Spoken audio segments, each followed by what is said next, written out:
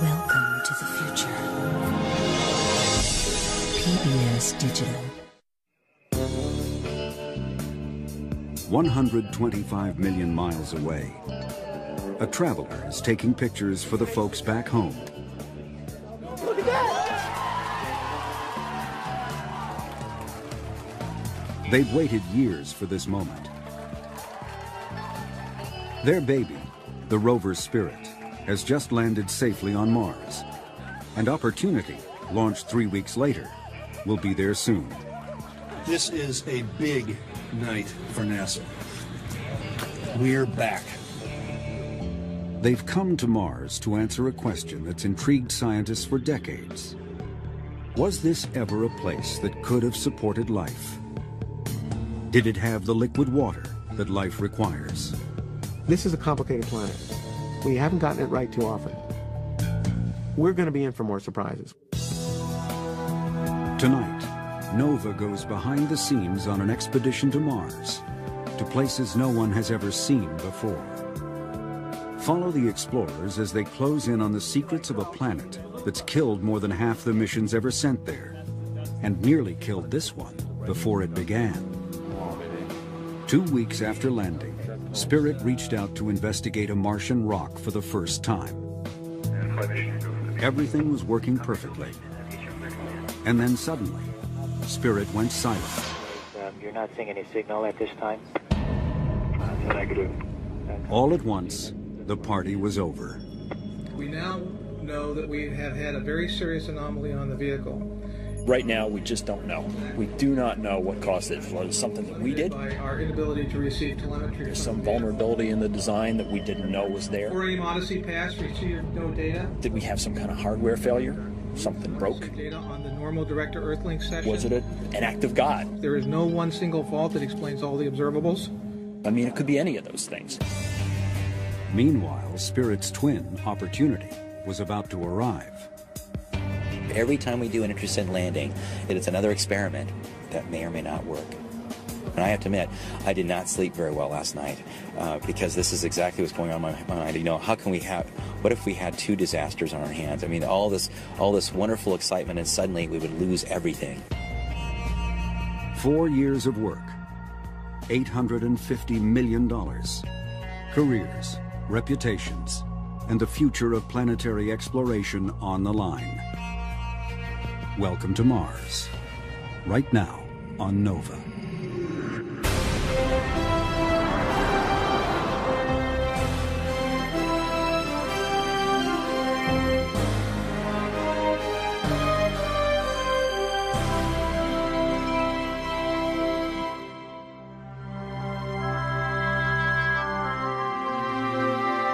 Major funding for Nova is provided by the Park Foundation, dedicated to education and quality television. Science. It's given us the framework to help make wireless communications clear. Sprint is proud to support Nova. We see one small step on Mars. Microsoft is proud to sponsor Nova for celebrating the potential in us all. And by the Corporation for Public Broadcasting, and by contributions to your PBS station from viewers like you. Thank you.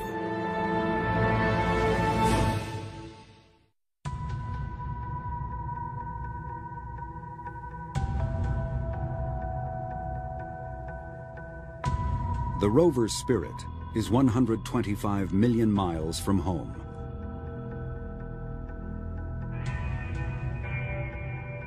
Whether it's alive or dead, no one knows. At NASA's Jet Propulsion Lab, mission controllers have lost contact with their $400 million robot. The station is confirming that they're not seeing a signal at this time, but they're still looking for it. Copy that. If you give us... Spirit was about to make its first measurement of a Martian rock, when suddenly the signal dropped out. As far as my displays are concerned, I can't see anything. They're not picking up any signal. A few hours later, they heard 2 beeps in response to the question, "Are you alive?" That was yesterday.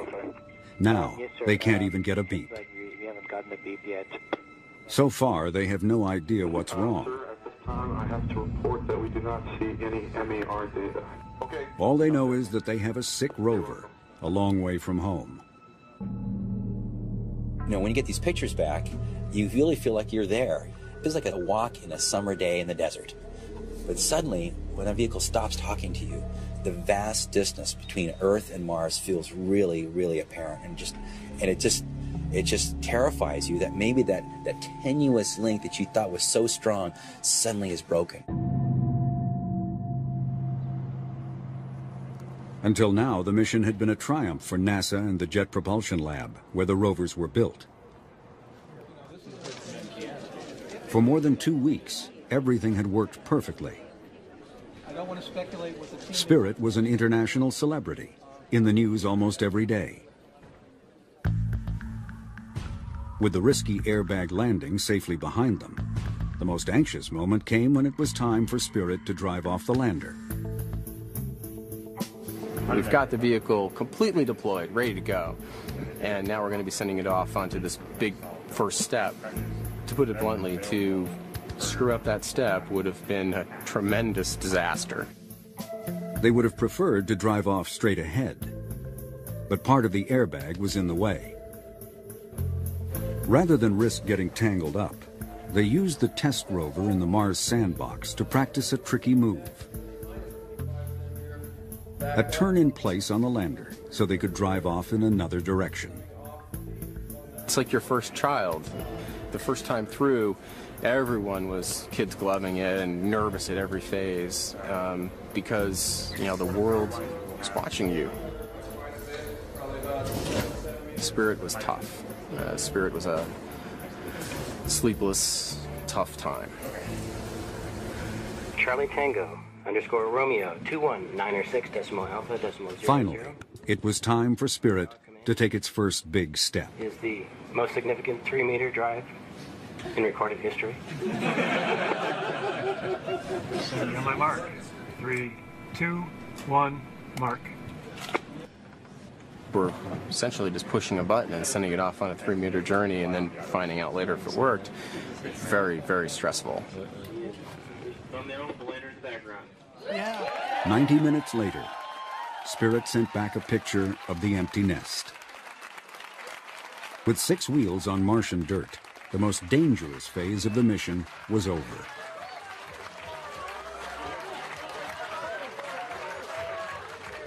The time had come to start exploring Mars.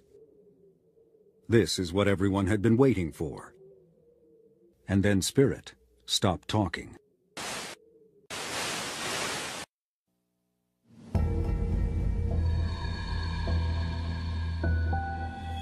They did not see any sign of signal from the lander. We didn't see anything. Okay, copy that. The next day, when we didn't get any communication down, there were people sitting there saying, "Oh my goodness, this thing might not ever work."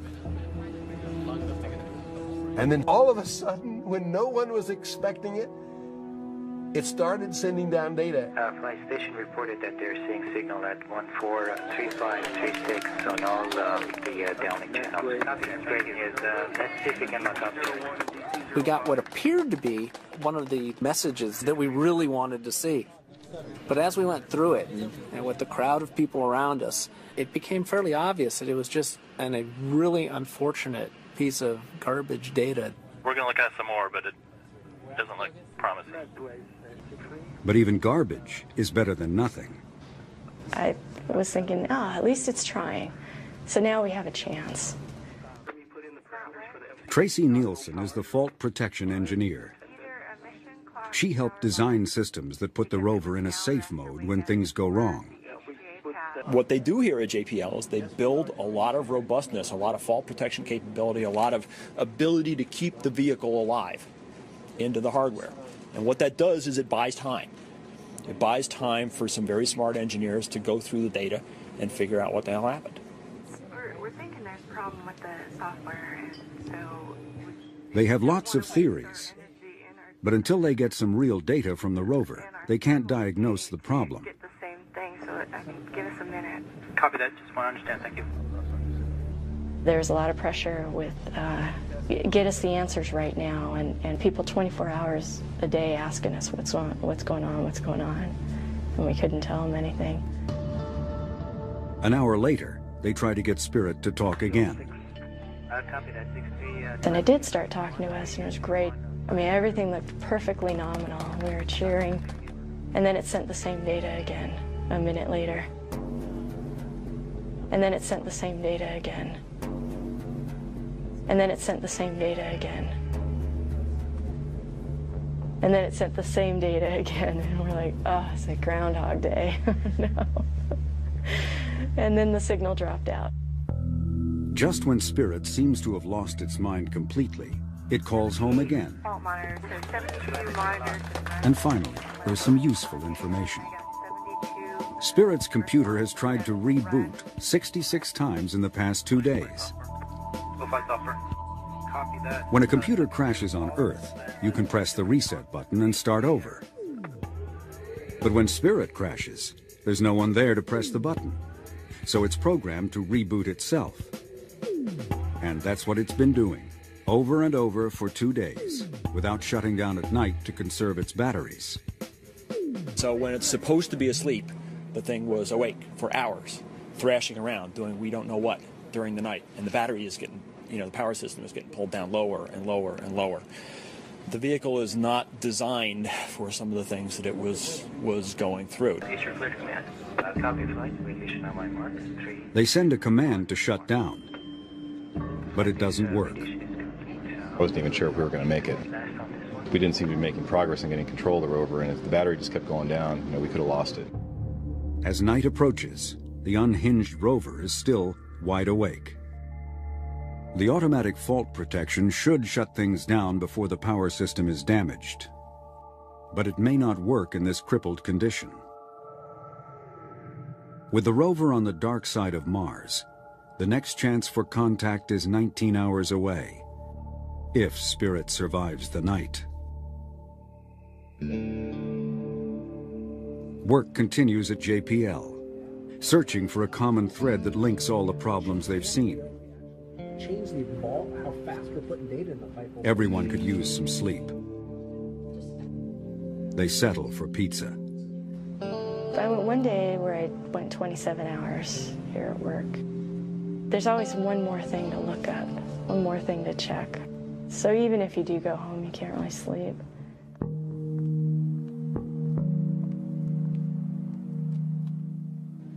Tracy spends this night working with the test rover, trying to reproduce Spirit's puzzling behavior, while the rest of the team pursues other leads.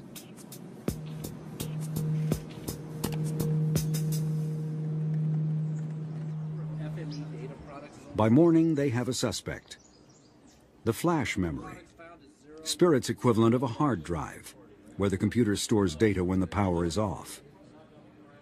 And as it turned out, there was a way, which we'd used in test, to isolate flash memory and keep it out of the picture altogether. Flight mission, your go. Still not knowing if Spirit survived the night, they send the command to restart without the flash memory.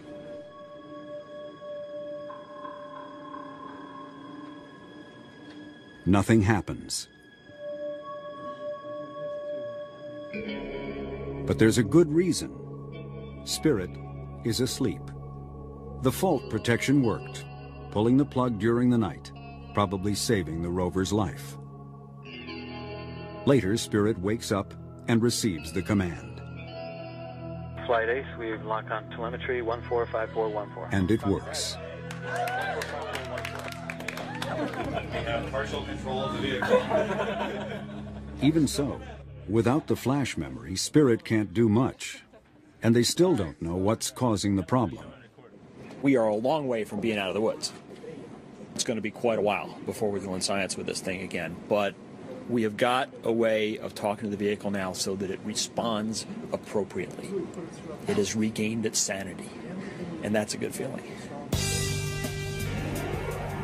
And not a moment too soon.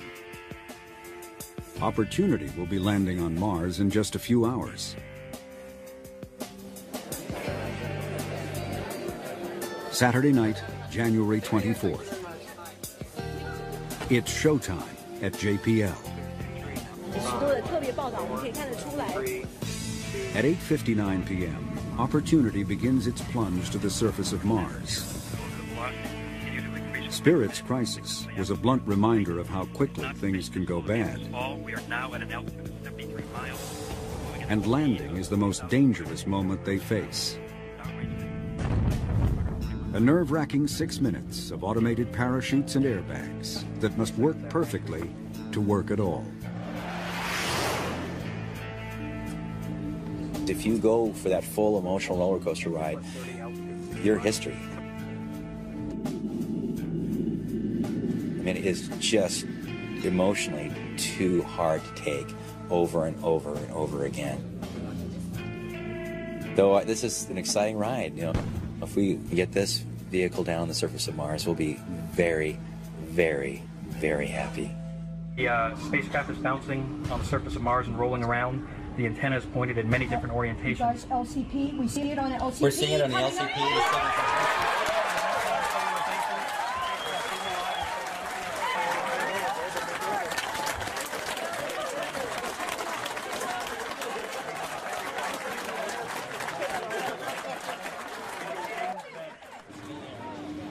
To EDL. The landing team is feeling especially good tonight. In the space of 3 weeks, they've beaten Mars twice. There's actually 3 things we need to do here. 1, drinks. 2, take a picture. And 3, go together to the press conference. For 3 years, delivering the rovers safely to Mars has been the focus of their lives. Now their role in the mission is over. Almost. The press room is already packed with reporters waiting to hear from NASA's top officials. But this is an irresistible force.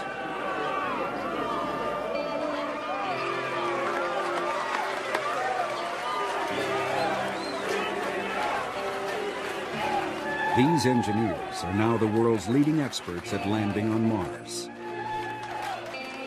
Many of them are already at work on future missions. But this one will be hard to top. All of us on the EDL team acknowledge that this is the greatest experience of our professional lives. So there's a lot of separation anxiety. That's what we're talking about. You know, how can anything match this? To the Mars Exploration Rover team, the best in the world.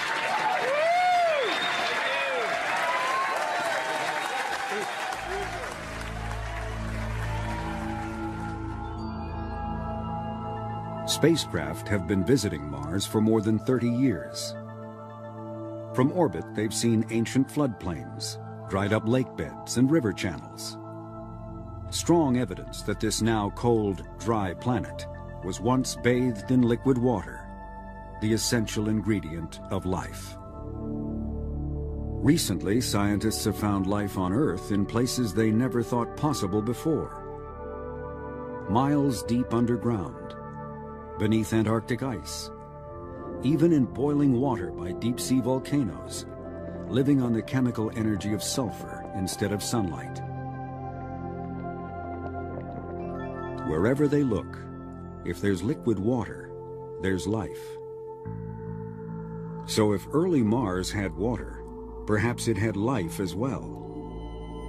But so far, attempts to find it have failed. And so have attempts to find proof that Mars really was wet. The evidence that we should find, we don't find. We don't find the minerals that would suggest that there was lots of water around on Mars long ago. However, we do find the channels. So there's a contradiction. There's a question, what's going on this planet which has part of the evidence, but not all of the evidence? To find the answer, Spirit and Opportunity will explore sites that look like they once had water and try to prove it on the ground. For Spirit, the science team chose Gusev Crater, which they suspect was once a huge lake fed by a channel the size of Grand Canyon. And on the other side of Mars, they chose Meridiani Planum, where an orbiter recently detected a mineral called hematite, which sometimes forms in contact with water. This is where Opportunity just landed. That's the first time in the history of planetary exploration that a chemical signature on a surface of a planet of the type we were looking for, related potentially to water, was staring at us. Oh, look at this one. Look at this! The first pictures are stunning. Just a few feet away from the lander is an exposure of bedrock, the first ever seen on Mars. Holy smokes. I'm sorry, I'm just blown away by this. Bedrock is the holy grail of geologists, a record of ancient environments carved in stone. This is the sweetest spot I've ever seen. That outcrop in the distance is just out of this world. I can't wait to get there. I got nothing else to say, I just want to look.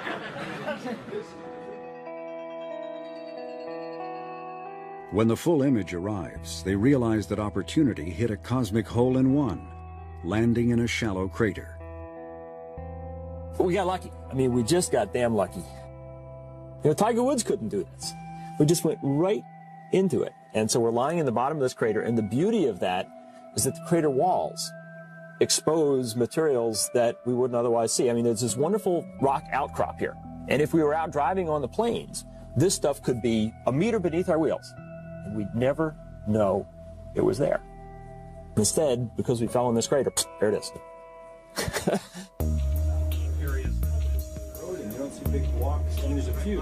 The science team has been planning, rehearsing, and dreaming about this for years. Led by principal investigator Steve Squires, this all-star collection of geologists and planetary scientists is about to start exploring Mars in a way that's never been done before. Right away, they're confronted with something new. The rock seems to have fine layers running through it. Layers suggest the possibility that it's sedimentary rock, formed by the accumulation of sand or mud, perhaps on the floor of an ancient sea. Or it may just be hardened layers of volcanic ash. Volcanoes covered much of Mars in lava and ash billions of years ago. And until now, scientists have seen little evidence of anything else. Most of the rock on Mars is volcanic lava flow. This is something else. This is an unusual Martian rock, at least compared to what we've seen everywhere else. The fact that these rocks are layered says that one possible origin for these is that they were laid down in liquid water.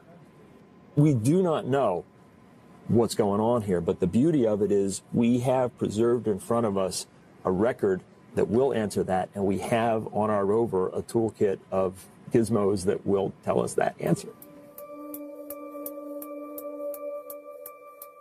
A week later, Opportunity rolls off the lander.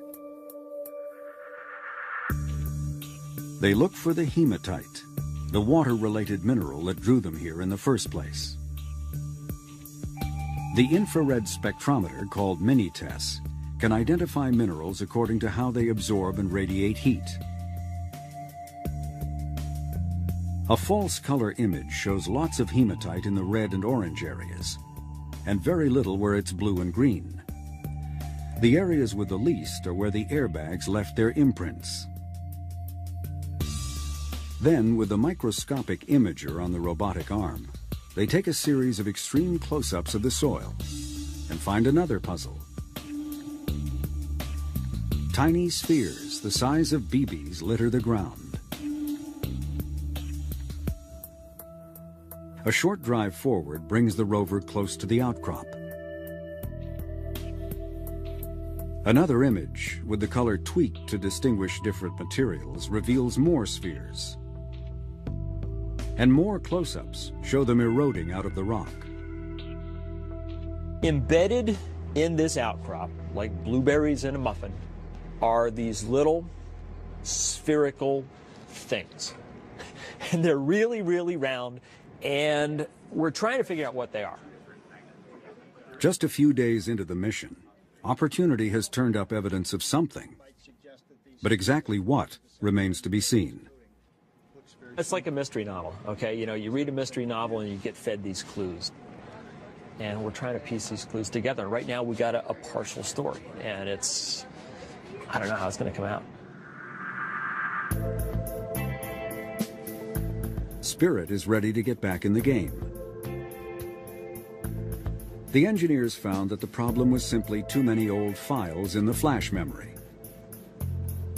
I'm sure Opportunity is thankful to Spirit for finding this problem, because they would have been there in about a week, you know, and we would have had 2 rovers with, you know, 15 stalls of debug.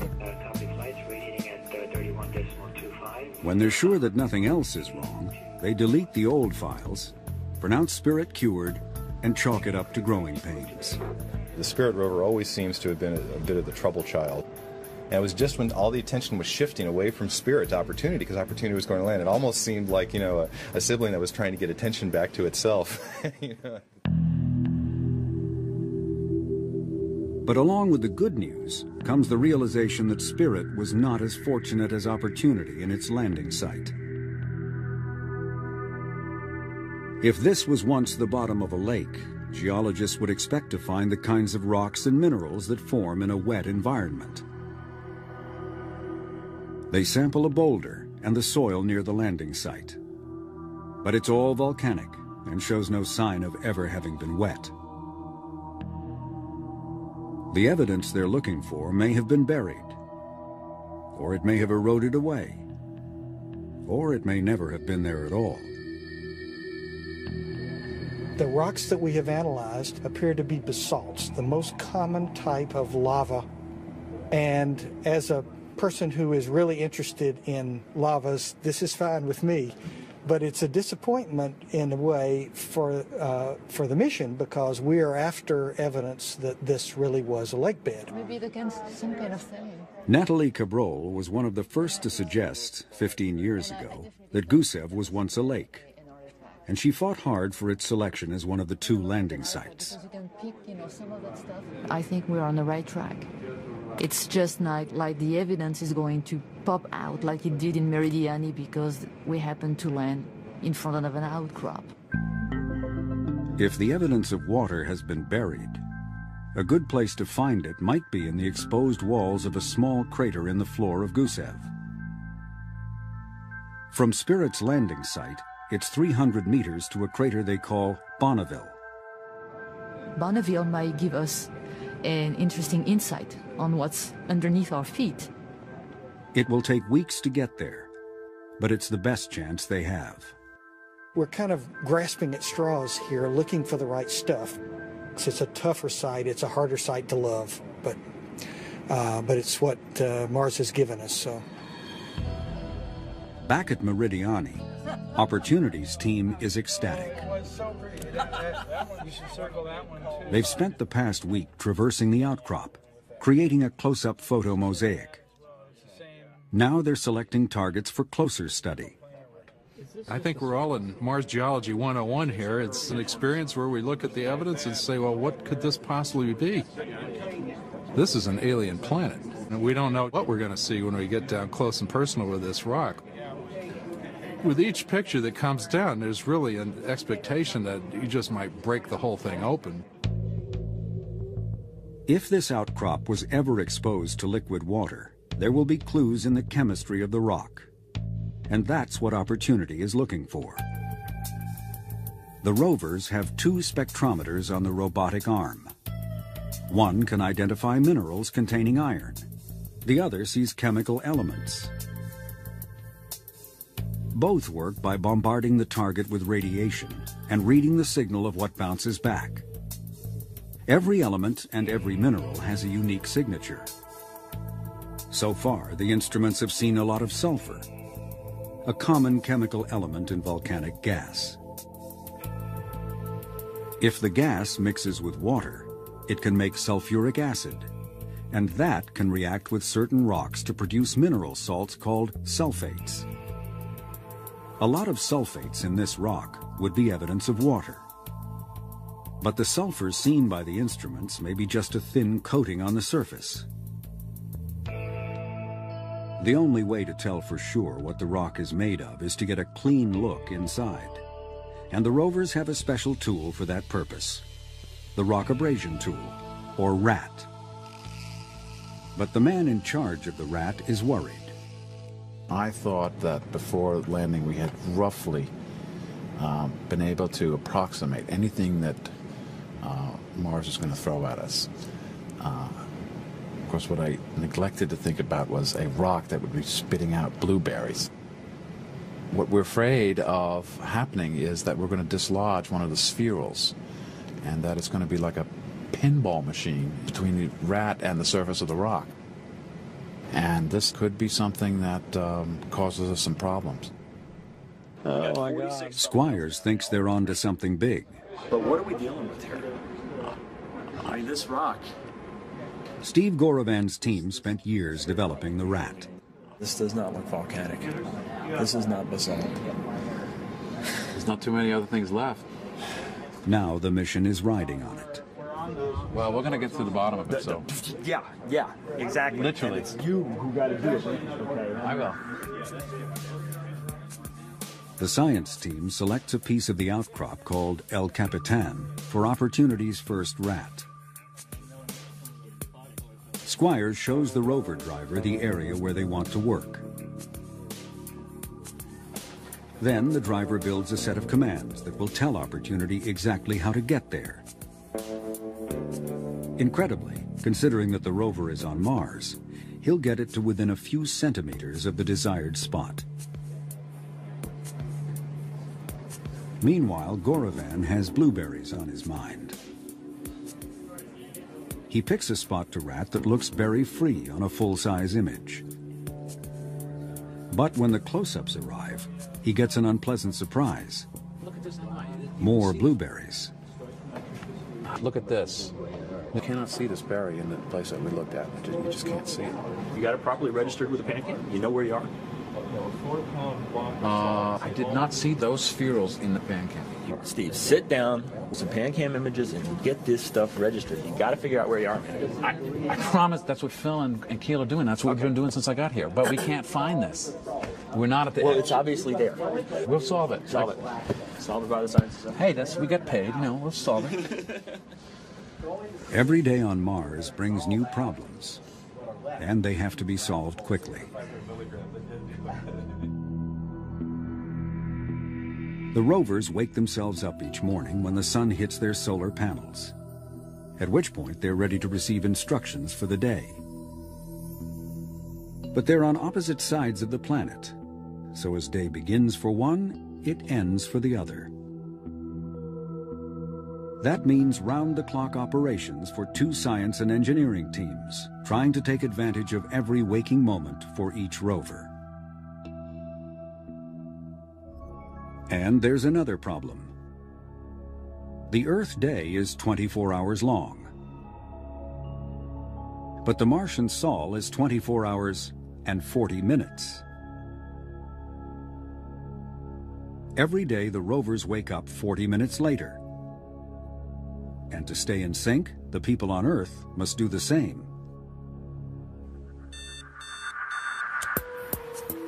So if the day starts at 7:30 on Monday morning, on Tuesday it's 8:10. On Wednesday, 8:50. This way, it's better. A week later, it's 2:10 in the afternoon. And so on, marching relentlessly around the clock, until everyone is in a state of permanent Martian jet lag.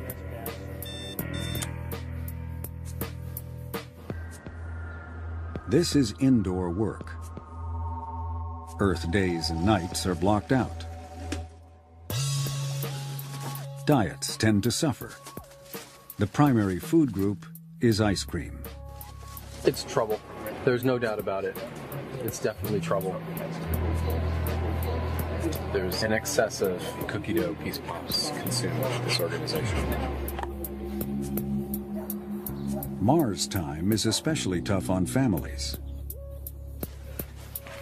Cindy Oda is on the communications team. Her husband, Jeff Bizadecki, is a rover planner. Their work schedules change every day.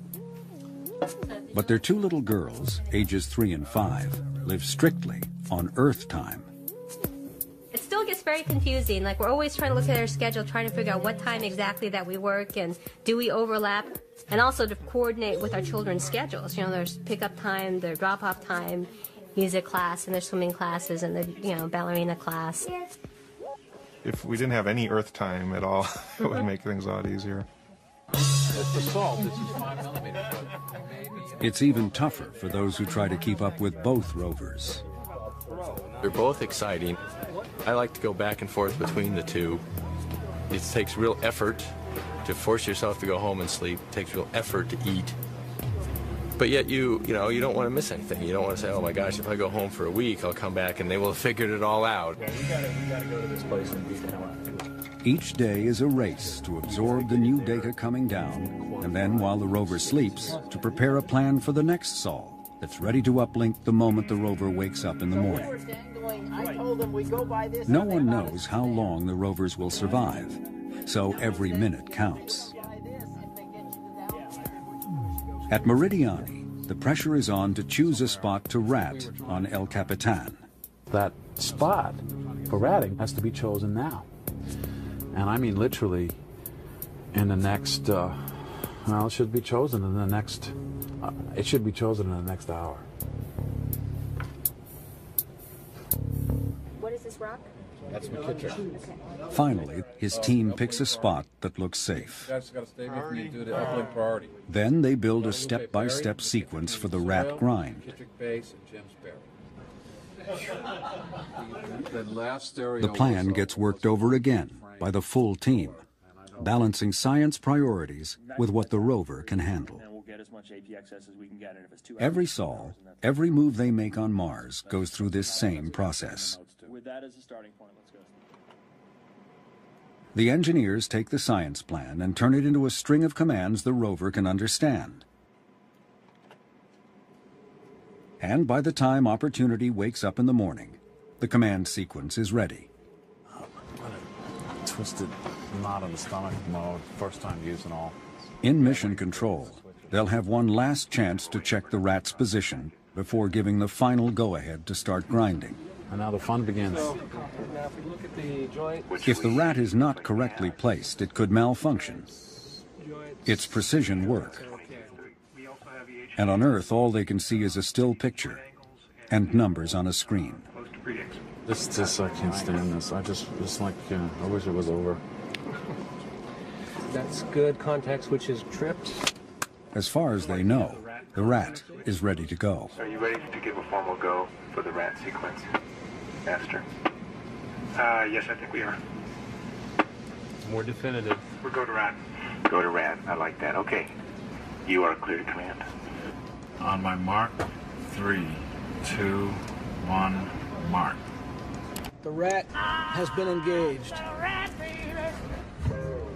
This is a childhood dream to be involved in a mission like this. I mean, literally a childhood dream.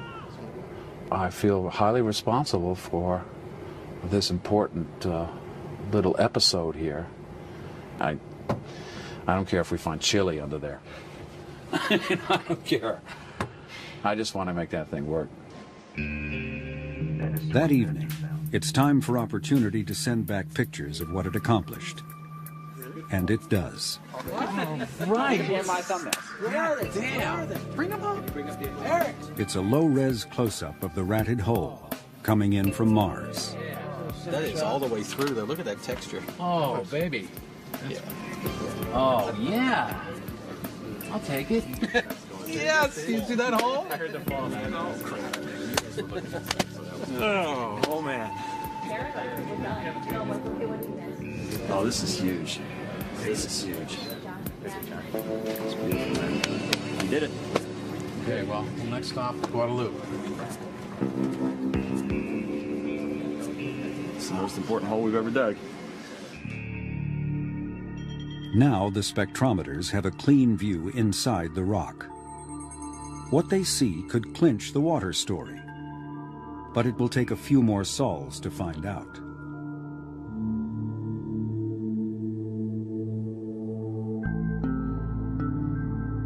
At Gusev, Spirit is closing in on Bonneville Crater, and there's still no evidence of an ancient lake. But Mars is what Mars is. I happen to really like the Gusev site because it's working class Mars. You know, it's the 98% of Mars. We went thinking we might find a lake, but what we're finding is lavas and dust and craters and impact processes and the winds blowing for eons.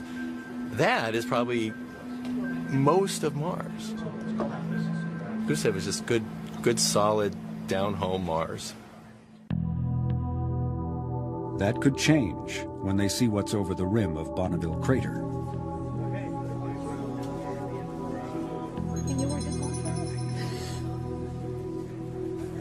Exposed bedrock is what they're hoping for. But when the pictures start to arrive, it's not there. Looking at that view right there, it looks like an awful lot of the same stuff we've been looking at. Have you seen anything that would pass for outcrop yet? Let's say it's an organized pile of rubble, as far as I can tell. The hope was we'd see layers, and at least in that view right now, we don't see a lot of layers. But hope, still have our fingers crossed that they're in there somewhere. But at full resolution, the most interesting thing at Bonneville is the remains of Spirit's heat shield on the far side of the crater. They'll spend a few sols exploring the rim, but there's no reason to risk driving into a hole they might not be able to get out of. A more tempting destination is 2.5 kilometers to the east, the Columbia Hills, which from a distance show hints of layered rocks that could be interesting. But it will take another 3 months to get there. Another long wait for the scientists. Disappointed, maybe, but not to the point that, we're forgetting that the good stuff is all around us, and more and better is to come. It's at the same size scale as the other points. At Meridiani, everything seems to be pointing to water. But they have to resist jumping to conclusions before all the evidence is in. Anybody in the world can look at this data. The same data we're looking at right here is all available on the web.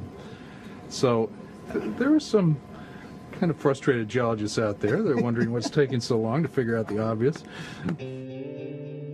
First, the blueberries. Nature has more than one way of making things round. An asteroid impact or volcano can spray molten rock into the air, where droplets harden into tiny beads and fall back to the ground. Well, imagine if that's happening. Boom, a bunch of these things fall in.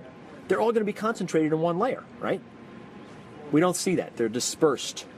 Best guess is that they're concretions now, I think. They think it's more likely that the berries are something called concretions, mineral deposits that grow in water-saturated rocks, like pearls and oysters. That's what they look like, but to be sure, they need to know what they're made of. The view of the spectrometers is too wide to measure a single sphere. So they zero in on a cluster where the view is mostly blueberries. And what they see is the signature of hematite, the water-related mineral that drew them to Meridiani in the first place. Concretions made of hematite are common on Earth. In southern Utah, they weather out of bedrock and cover the ground, just as they do on Mars. The hematite in the Martian blueberries is solid evidence that they are, in fact, concretions. This alone would make a strong case for water. But then comes the clincher, the long-awaited spectrometer data from the rat hole on El Capitan. The instruments say that the rock is as much as 40% sulfate salts. That's beautiful, man. It's so different from anything we've seen before. That's great. There's no doubt what this means. The only plausible explanation for that much salt in one place is that it dissolved in water first, and then the water evaporated. If you tasted this thing, you'd taste the salt. It's a very, very salt-rich rock. It looks like what geologists call an evaporite deposit. Evaporites form when you have liquid water with lots of stuff dissolved in it, and the water evaporates away and it leaves stuff behind. So salt flats. Go to Great Salt Lake. Go to any place where you've evaporated away seawater, and you will find these salt beds. There's an awful lot of sulfate salt in this rock, and that's very, very hard to explain away other than water having been massively involved in creating this stuff. One last piece of evidence would be familiar to anyone who's ever walked on the beach at low tide. Ripples created by the flow of water over loose sand. Over long periods of time, rippled sediments can build up and harden into stone. The water is gone, but the ripples are still there in the layered rock at Meridiani. Where the water came from is still unknown. But one possibility is that it came from below, as groundwater laced with sulfuric acid, percolating up through the volcanic bedrock, leaching out elements like iron, creating a broth of dissolved salts. At times, the water would flood the surface, forming shallow lakes or seas that would last for a while and then evaporate, leaving a crust of the dissolved sulfate salts behind. This may have happened repeatedly, building up a thick deposit of salty rocks over time. The hematite blueberries would have grown within these rocks while they were saturated with water. Now the water is gone, and the rock is eroding away, leaving the harder berries behind. So we think we're parked on what was once the shore of a salty sea on Mars. That's pretty cool. 2 months into the mission, NASA is ready to tell the world what's been found. The first proof of liquid water on another planet. Opportunity's latest science returns from Mars have profound implications for future exploration. And that's going to be the topic. For centuries, people have wondered whether there was ever life on Mars. Salty sea. Now we've found one place, at least, where life had a chance. We know that there was standing water there sometimes, but not all the time, for at the very least thousands of years. We also know that the planetary surface was dominated by the chemistry of sulfur. Does life live in that kind of environment on Earth? Absolutely. There are microbes on Earth that thrive in sulfuric acid, and many species that use sulfur compounds as their source of energy. If life were present on Mars 3.5 billion years ago, very likely some of that life could have figured out a way to tolerate the environment at Meridiani. Whether or not there was life present to take advantage of those conditions is still an unsolved question. If life was there, the evidence is likely to be preserved in the kinds of minerals that formed at Meridiani. But to find it may take instruments more sophisticated than any that can currently be sent to Mars. So in 2013, NASA hopes to bring a few well-chosen rocks back to Earth. Between now and then, a series of new missions will make sure they choose the best possible rocks when the time comes. Our strategy is to understand the big Mars, so when we look for life, we're not misled. Let's take this finding, Meridiani, and let's extrapolate it across the planet. Where else on Mars does it look like that? Is this the Holy Grail place to go look for life? Maybe there's better places. So we've got, for the first time, clear-cut direction. They were expected to last just 90 Martian sols. But months later, the rovers are still at work.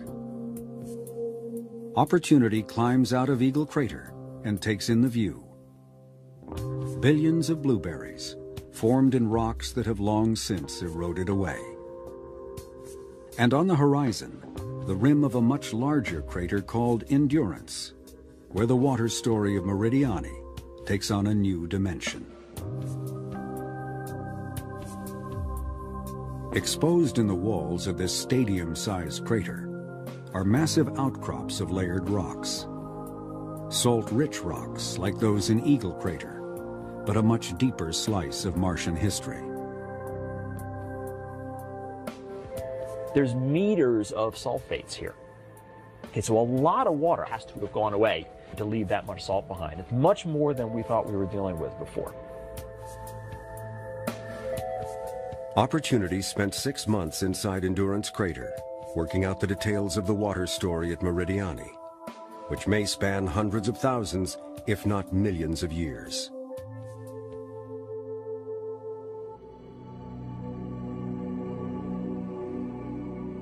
And then there's Spirit, the long-distance traveler. On Sol 156, it's at the base of the Columbia Hills.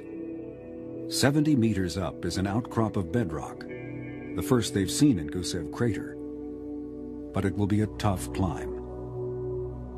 This is one beat-up vehicle. This thing has traveled for 3 kilometers. It's coated with dust. We got a gimpy wheel. You know, that front right wheel is hurting. If it was a fresh vehicle, I'd say, yeah, we could climb this hill. As it is, it's going to be a struggle. A month later, Spirit has beaten the odds and become the first mountain climber on Mars. And it's here that the rover finally gets lucky. Orbital maps suggest this bedrock is older than the floor of Gusev Crater, and possibly older than any lake it may once have held. But the instruments detect goethite, an iron mineral that can form only in the presence of water. This may prove to be a different water story than the one Spirit was looking for. In any case, it will add a new dimension to our picture of Mars. At Gusev, we get 2 different pictures. The rocks in the Columbia Hills can tell us something about very early events in Martian history. They also tell us that in the last 3 billion years or so, not much has happened. It's been cold, it's been dry, it's been quiet. Meridiani, wonderfully enough, fits into the interval between those things. So the whole history of Mars isn't this place or that place. They both show us a real Mars at different times in its history.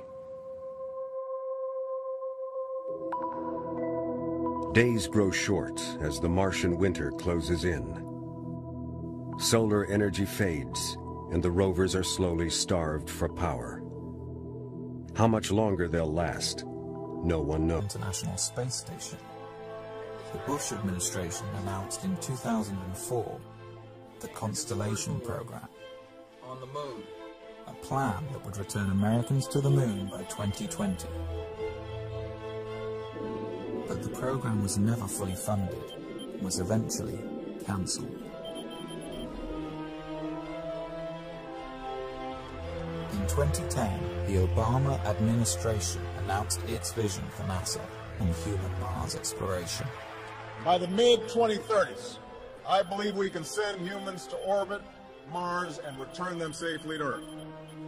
And a landing on Mars will follow. And I expect to be around to see it. With a new timeline for humans to Mars sometime after 2035, and with administrations changing every 4 or 8 years, it is far from certain that such a plan will be realized. 20 years earlier, the first President Bush also proposed a long-term human exploration program, under great fanfare. The program quietly died in Congress a few years later. If you want to go to Mars, you cannot do it in 30 years. You can't do it in 20 years. You've got to do it in 10 years or less from program start, or you're more or less guaranteeing political failure. To date, only the Apollo moon program, which was announced in 1961 and had men on the moon 8 years later, has succeeded in getting astronauts beyond low Earth orbit.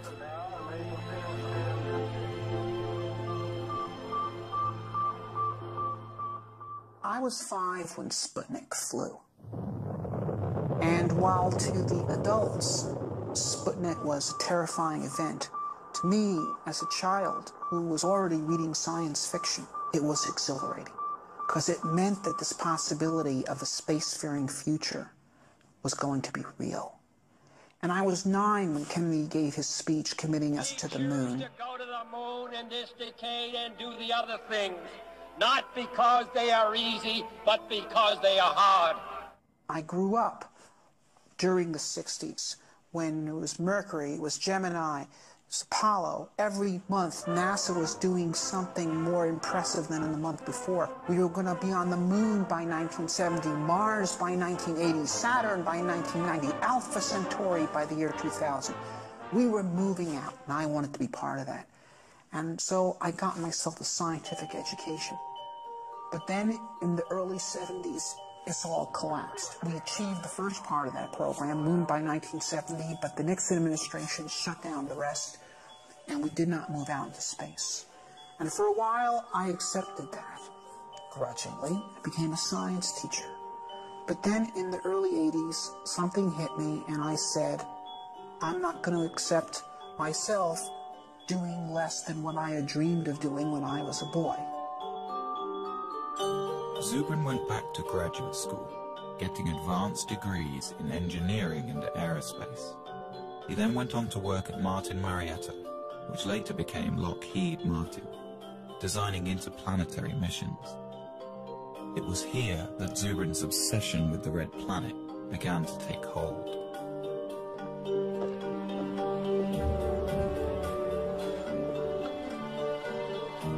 While at Martin in the 1990s, Zubrin and his colleagues developed a plan for sending humans to Mars that changed NASA's thinking on the issue. But the plan has languished on the drawing boards ever since. Now, as president of the Mars Society, Zubrin is at center stage in the debate over the future of manned spaceflight. Known as a smart, visionary scientist, he has authored several books on exploring space, and is the self-appointed spokesman for the possibility of colonizing Mars. Mars is where the future is. Mars is the closest planet to the Earth that has on it all the resources needed to support life and therefore technological civilization. It has water, it has carbon, it has nitrogens, it has a 24-hour day, it has a complex geological history that has created mineral ore, it has sources of geothermal energy. Mars is a place we can settle. One reason for such optimism over a frozen world like Mars is evidence that 2 billion years ago, Mars was a much warmer and wetter place. We think that at one time in the ancient past, Mars was very similar to the condition of early Earth. This Martian warm age lasted for over 1 billion years and could have been a suitable environment for the development of life. If we go to Mars and find evidence of a second Genesis on Mars, I think we can conclude that the universe is full of life. We can probably conclude that on some planets that life evolves to more complex forms, and I think we'd be reasonable to conclude that intelligence could also emerge on some planets as well. It really does answer the question, are we alone? And that to me is a question that transcends science. It's a philosophical, societal, as well as scientific question. To me, that's the big prize. That's why Mars is interesting. That's why human exploration makes sense.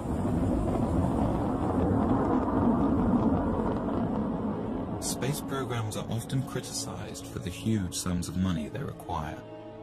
Although the American space program is less than 1% of the federal budget, a human mission to Mars may have to wait for better times. There are those who say that we have many problems to deal with here on Earth, and we need to postpone ventures such as the human exploration on Mars until these problems are solved. Well, there were many problems in Spain in 1492, and there still are. There are problems that need to be dealt with here on Earth, and should be dealt with. But we also have to think of the future. We also have to think about opening up new volumes in human history.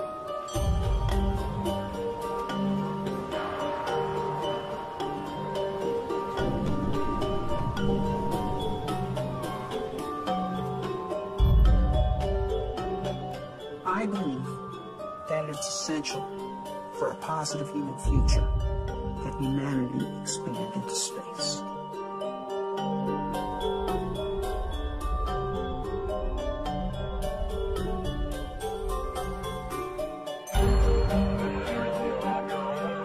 The greatest value that we got out of Apollo was the creation of intellectual capital through the inspiring of millions to go into science and engineering to be part of the great adventure of human expansion into space. There's a phrase that happened with the Apollo program, which was, if we can go to the moon, we can. And then everybody's filled in whatever they were interested in. Build mass transit, cure cancer, do this, do that. The point is, it did give us a sense that we could accomplish great things. It did bring out the best of us. We excited a generation of engineers and scientists. The generation that built the computers and cell phones and all the technology everybody uses today and takes for granted. If we set humans to Mars as our goal, we'll get millions of new scientists that will create new inventions, new industries. This is the enormous payback, and we can get it if we set the kind of challenge that will inspire the youth. To Zubrin, civilizations, like people, thrive on challenge and decay without it. We have everything we have today because of our predecessors who had the courage to leave the world of the known and go out into the wilderness and build new cities. And if we stop being people like that, then we will hand down much less to our posterity than our ancestors handed down to us. So there's the choice in life. One either grows or one decays. Grow or die. I think we should grow. History proves that we have never lost by pressing the limits of our frontier. In the summer of 1989, the first President Bush announced the Space Exploration Initiative, directing NASA to draw up long-term plans to get humans back to the moon and begin developing a program of manned Mars exploration. At Martin Marietta, Zubrin and his colleagues looked forward to moving NASA's space program outwards after 2 decades in low Earth orbit. Of course, we were very excited when Bush made his call saying that he was making a national commitment to implement such a program. NASA assembled a large team to take on the space initiative. In 90 days, the team developed a 30-year plan that required an enormous buildup of space infrastructure. What the NASA bureaucracy decided to do was basically design the most complex mission they possibly could in order to make sure that everyone's pet technology would remain mission critical, which is the exact opposite of the correct way to do engineering. First, NASA would triple the size of the planned space station and add enormous hangars, as well as free-floating fuel depots, checkout docks, and crew stations. Then, on the moon, they would construct more shipbuilding facilities, bases, and depots. Next, the moon crew would construct the Mars ship, a huge craft dubbed by its detractors as Battlestar Galactica. This ship would carry everything to Mars over an 18-month flight. Once in Mars orbit, a small group would descend to the surface, spend a few days, then plant a flag in the ground and go home. The plan became known as the 90-day report. To those of us at Martin who had been engaged in designing Mars missions, when they saw the monstrosity of complexity of the 90-day report, we were dismayed, and it was readily apparent to anyone with any insight that that program would fail politically. The plan was submitted to Congress. The estimated cost, $450 billion. The legislators went into sticker shock. This would have been the single most expensive program for the United States since World War II. By the end of 1990, Congress had refused all requests for SEI funding.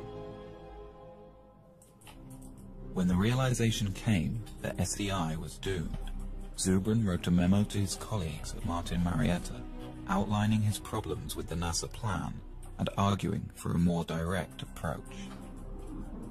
Zubrin favored launching a Mars mission directly from the surface of Earth, using only existing rocket technology.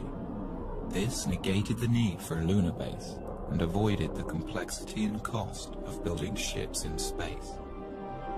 He also objected to NASA's plan for a short surface stay on Mars, a mission that would amount to little more than a flag and footprints exercise.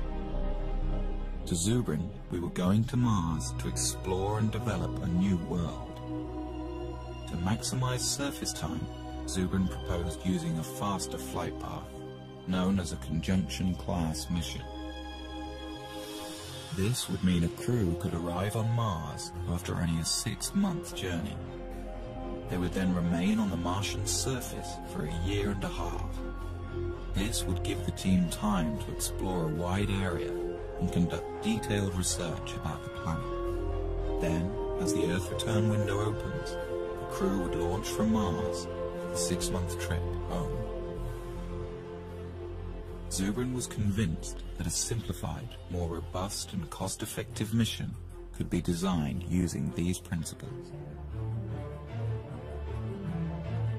Along with several like-minded colleagues, Zubrin decided to ask management at Martin to allow them to design alternative Mars missions. The management approved that, and we formed a team, who was known as the Scenario Development Team, of just 12 people from the whole very large Martin company. One team member, whose thinking was closely aligned with Zubrin's, was David Baker. I went off to my office and said, all right, how would I do a Mars mission if I had to pay for it and I had to go on the ride? And I said, well, it's going to be simple. There's going to be no on-orbit assembly. I really tried to take everything out of the mission that didn't absolutely need to be there. While the rest of the team focused on longer-term, more traditional mission plans that required on-orbit assembly, Zubrin and Baker decided to collaborate on a mission that could be done near-term. We decided to do Mars the way Lewis and Clark did America. Okay. Use local resources, travel light, live off the land. Zubrin and Baker were convinced that a Mars mission could be launched directly from the ground. The other team members felt this was impossible, that the weight of the rocket fuel required for a round trip to Mars was so enormous it would render the launch ship impossibly heavy. To solve this problem, Zubrin was exploring a radical idea that had been kicked around the aerospace industry since the 1970s. The idea was to produce a methane-oxygen rocket fuel directly from the Martian atmosphere. It was a relatively simple and robust chemical engineering procedure that was done commonly in the 1800s, the era of the gaslight. If the idea worked, astronauts could land a relatively light ship with empty tanks. They wouldn't have to ship all the fuel with them for their return trip. This would radically lower their size and weight. The only problem was methane-oxygen fuel requires a hydrogen component. Hydrogen exists on Mars in the form of H2O, but water may be difficult or impossible to extract from the Martian environment. Really, the hydrogen was only 5% of the total weight of the methane-oxygen propellant being manufactured. So if you just say, okay, we won't be pure, we won't get all of the propellant from Mars, we'll just get 95% of the propellant from Mars. The other 5% of the hydrogen we'll just bring from Earth. Another fundamental resource that could be extracted from the Martian environment is oxygen. A second processing unit could separate oxygen molecules from the thin carbon dioxide atmosphere, providing breathable air for a Mars crew. If used intelligently, the same resources that make Mars interesting are precisely what could make it attainable. Baker and Zubrin had greatly reduced their mission mass, but they still found their ship was too heavy and would require 2 launches and assembly in space. Then Zubrin hit on an idea. Well, one of the key events of the Mars Direct development was one morning Bob burst in my office and said, "I've got it." The idea that I finally hit on in 1989 was that we would split the mission up into 2 parts, and we'd send the return vehicle out first with its own return propellant plant. So the propellant would be made on Mars before the first astronauts ever left Earth. With 2 separate direct-to-Mars launches, a human crew would have a fully fueled ship waiting for them on the surface of Mars before they ever left Earth. So Zubrin and Baker had come up with a plan that seemed to accomplish all of their goals. It was relatively inexpensive, development time was short, they could use existing technology, and it allowed for a long stay on the Martian surface. They dubbed their idea Mars Direct.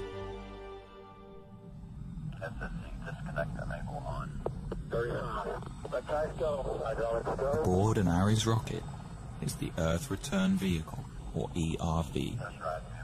No one is aboard this ship. It will pave the way for the astronauts who, years later, will use the ERV to return to Earth.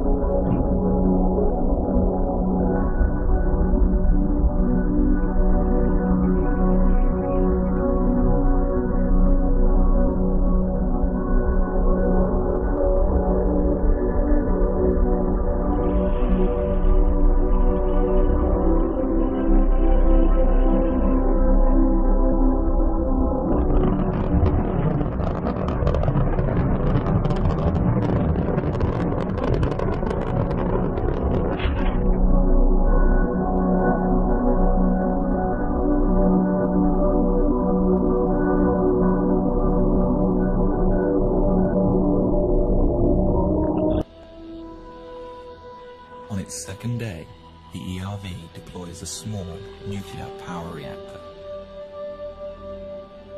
The reactor powers a chemical plant inside the ERV. The plant will produce the methane-oxygen rocket fuel for the launch home.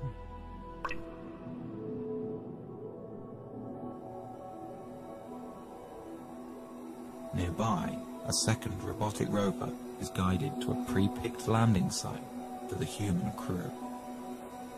It places a radar transponder to help guide the astronauts in. The long journey to land a human being on Mars begins.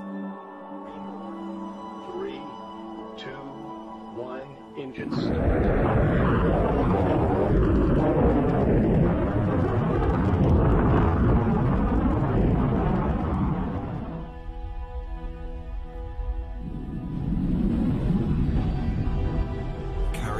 Skillfully assembled flight team in history, 4 astronauts begin their 2.5-year mission to the Red Planet. This will be the first time a human has gone beyond the Earth-Moon system, 250 million miles farther than any person has ever been.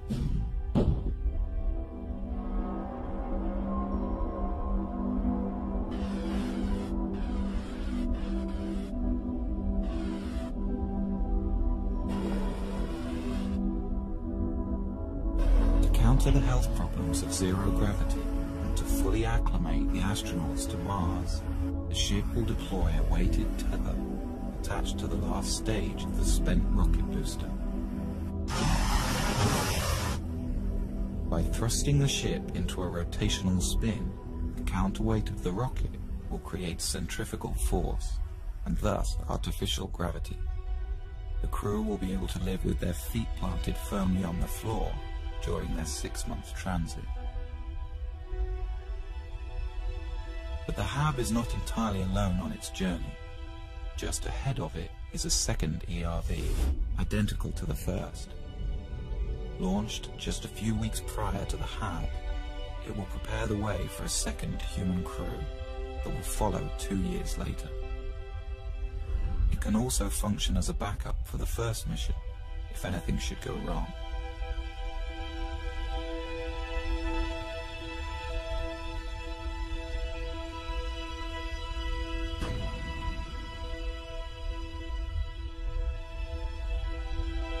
On the 6th month of the flight, the crew will gaze upon an alien world. This is the new frontier.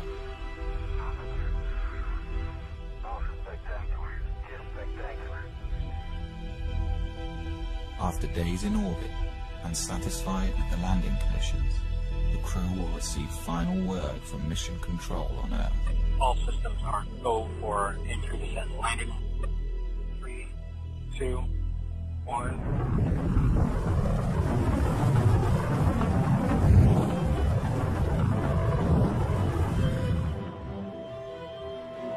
It will be a tense 40 minutes before people back on Earth get the signal from Mars and know if everything has gone well.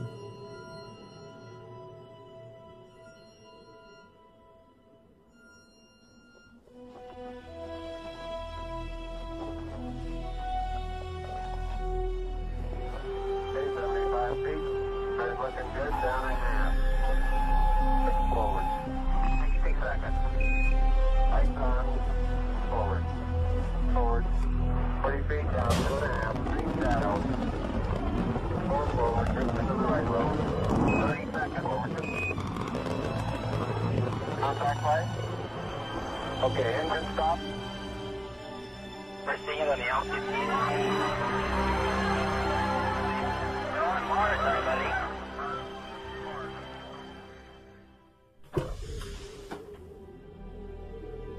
For more than 500 days, the astronauts will live on Mars and embark on one of the greatest journeys of discovery in the history of science.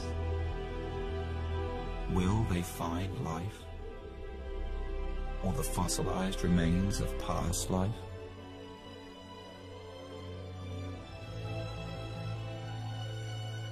Such a discovery could tell us whether our solar system has seen more than one Genesis, and answer the ultimate question: are we alone?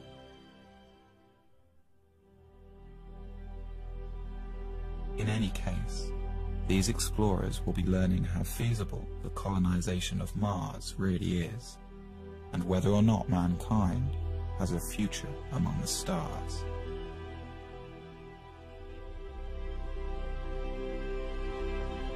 Then, when the time comes and the window for Earth return opens, the crew will climb into their Earth return vehicle and head home.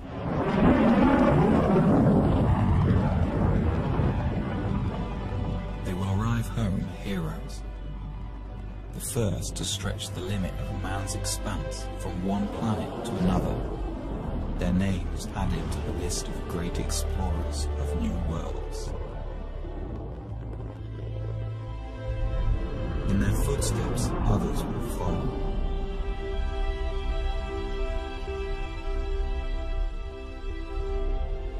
What began as a trickle is free to rise into a deluge of humankind, sweeping over a once barren land and transforming it into a viable new world.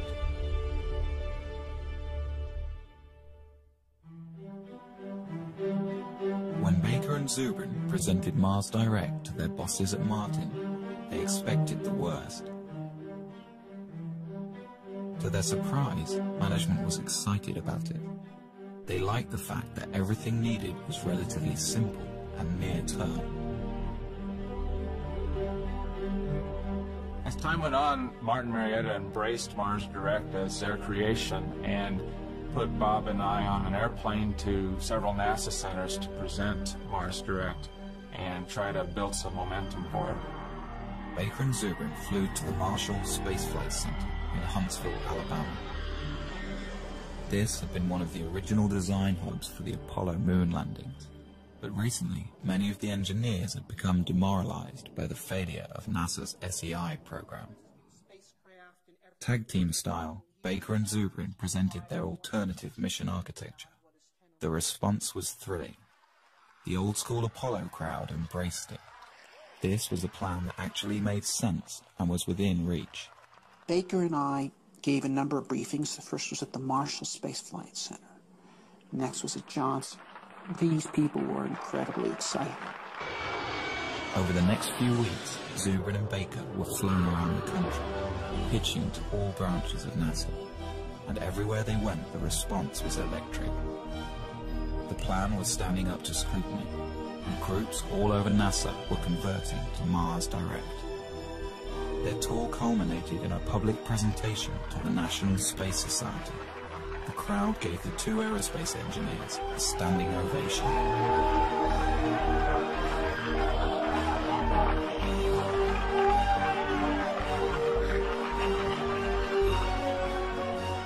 A week later, the story was in newspapers around the country.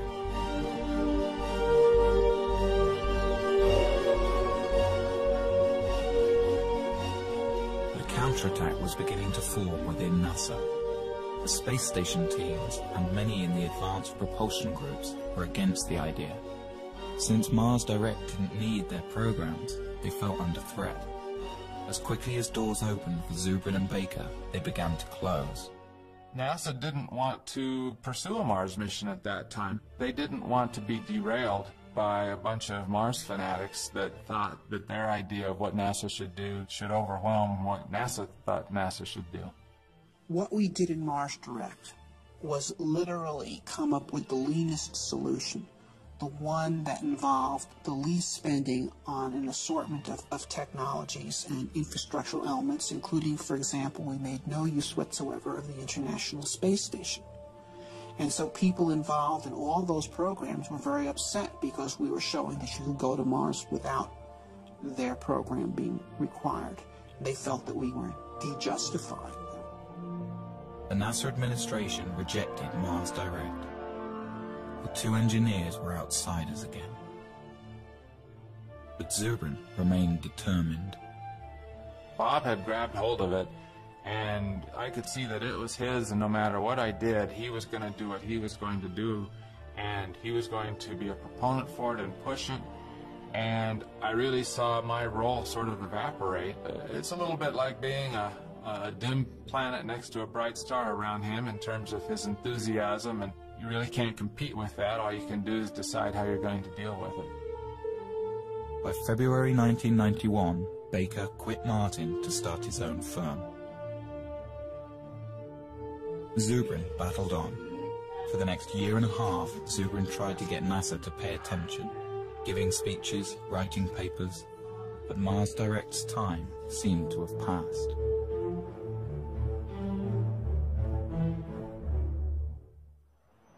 But then in 1992, a new administration came into power at NASA, and Zubrin saw a second chance. I was invited to brief Mike Griffin, who was the Associate Administrator for Space Exploration in charge of the whole Space Exploration Initiative.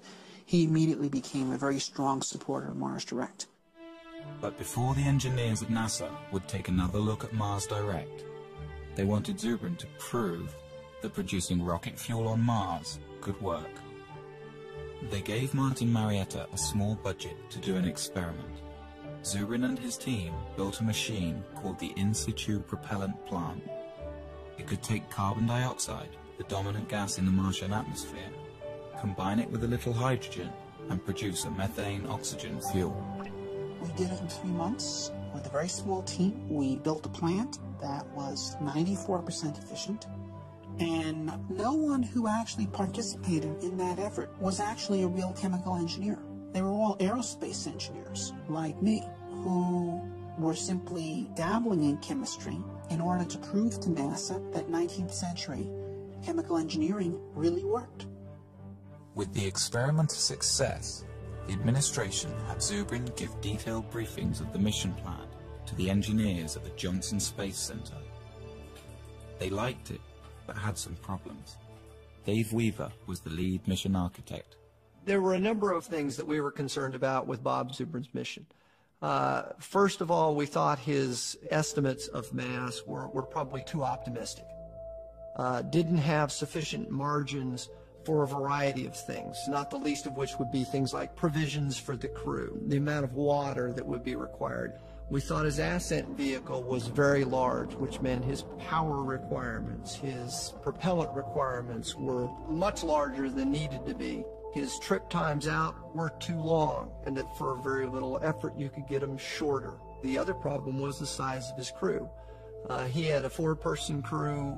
I think virtually every study that's been done says that a 4-person crew for a 3-year type of mission is probably not realistic. Weaver took Zubrin into his office, and the two men worked out compromise mission architecture. First, Weaver wanted 3 launches for every mission instead of 2. The first year, 3 ships would launch: a MAV, Mars Ascent Vehicle, an unoccupied HAB, and an ERV, Earth Return Vehicle. The HAB and MAV would land on the surface and begin producing fuel for the return flight and air for the crew. These craft would spend 2 solitary years on Mars, allowing NASA to test all of the systems before sending a human crew. Then, in the 3rd year, 3 more ships would launch, this time with the HAB occupied by astronauts. The other 2 ships are for a future mission, unless needed as a backup for this crew. Once on Mars, the team could also utilize the first HAB. Then, after a 1.5-year stay, the crew would climb aboard this small capsule and rendezvous with the return ship. This ship would carry them back home in a roomier environment than Zubrin's ERV. Zubrin called the plan Mars Semi-Direct. NASA called it the Design Reference Mission. They had a larger crew than we had. They had bigger ships. They had more equipment. They had heavier equipment. So they had to do the mission in 3 launches instead of 2, but it was done with the same principles of Mars Direct. The plan was subjected to the same cost analysis that tagged the 90-day report with a $450 billion price tag. The Design Reference Mission came back at a fraction of the cost, $55 billion. Spread out over 10 years, it could be done within NASA's existing budget. The plan made the cover of Newsweek. Here was a mission architecture that was affordable and could be done today with existing technology. But NASA's astronauts have not left low Earth orbit since.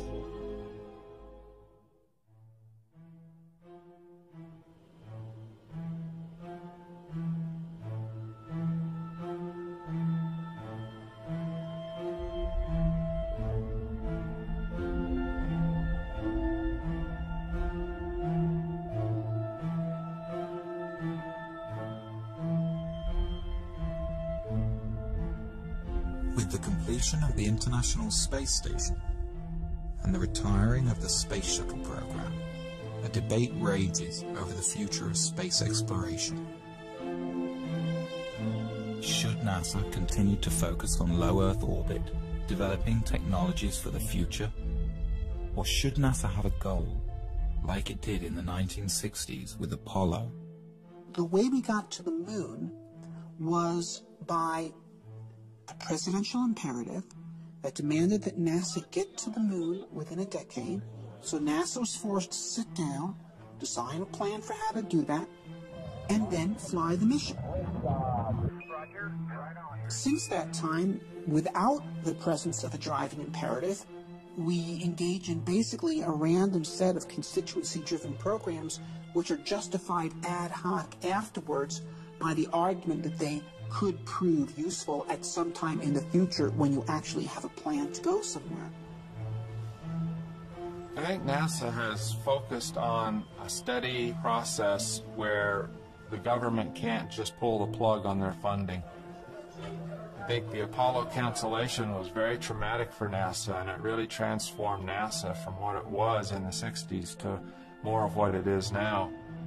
If you have a singular program like going to Mars, then it is very vulnerable to having its funding pulled. NASA must be destination-driven. It is the only thing that allows the agency to be productive. NASA was 100 times more productive when it was destination-driven than in the period that it has not been. And we have stagnated in NASA since 1973. 30 years, more than a generation, has been wasted.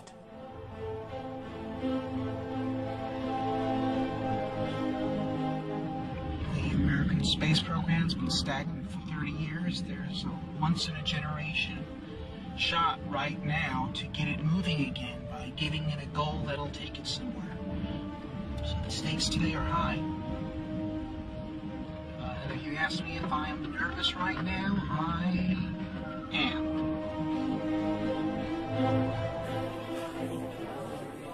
Dr. Zubrin.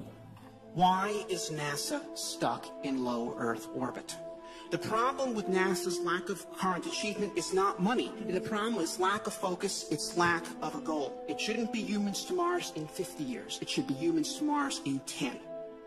We can do this. We do not need gigantic nuclear electric spaceships to send people to Mars. That is pork, it's nonsense. The primary question I get from American people is, why aren't we doing this? There's a big sense of disappointment, almost verging on a sense of betrayal. The purpose of spaceships is to actually travel across space and go to new worlds, not to hang out in space and observe the health effects from doing so. Dr. Zubrin, in your testimony, you were very passionate, but you also were mad. You're mad we haven't done this, or that this vision has been stolen from a generation? I guess you could say that. It's like Columbus coming back from the New World and Ferdinand and Isabella saying, so what, forget it, burn the ships. Okay, that's what has happened in this country.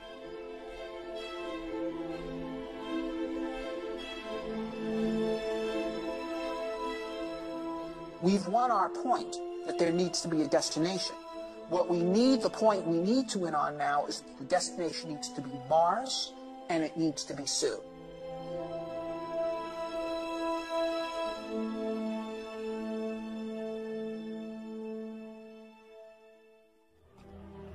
The movement to send humans to Mars in the near term began at the University of Colorado in 1978. A graduate student in astrogeophysics named Chris McKay gave a small seminar on the possibility of introducing life to Mars. I got interested in Mars in graduate school. I entered graduate school the same year that Viking landed on Mars and sent back these images. It sent back data that showed all the elements needed for life are here on this planet, and yet there's no life here. I don't know, that's odd. It's sort of the lights are on and nobody's home. And I thought, well, that's curious. So some of my other grad students and we sort of got together to talk about, well, if there's no life on Mars now, could we put life there? And that evolved also into the question, well, maybe there was life in the past, and we could find fossils, evidence of it.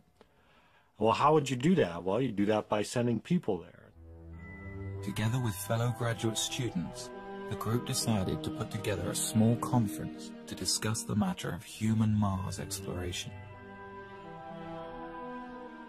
We basically just started a forum. We invited everybody from all the NASA centers and from all the universities who were involved in it, and they all came. And it really was, in retrospect, I realized a very important step toward building a consensus for human exploration of Mars. In 1996, I published my first book, The Case for Mars, and the response was phenomenal. I got 4,000 letters from all over the world. I had Parisian bankers and 12-year-old kids in Poland and firemen from Saskatoon and astronauts, and they're all writing me and saying, how do we make this happen? Bob Zubrin came to the third Mars conference and got very much involved. And he was willing and interested in forming a society, forming a group, and organizing. He said, look, if we can pull these people together, if we can get them to work together, we could have a force that could actually make humans to Mars happen. The group formed the Mars Society. Robert Zubrin became the president. They held their first convention in 1998. The convention was just magic. We had no idea how many people were coming. They were there not just from the United States and Canada and Europe. They were there from Israel. They were there from Mozambique. They were there from New Zealand. It was astonishing. Since its inception, the Mars Society has attracted members worldwide.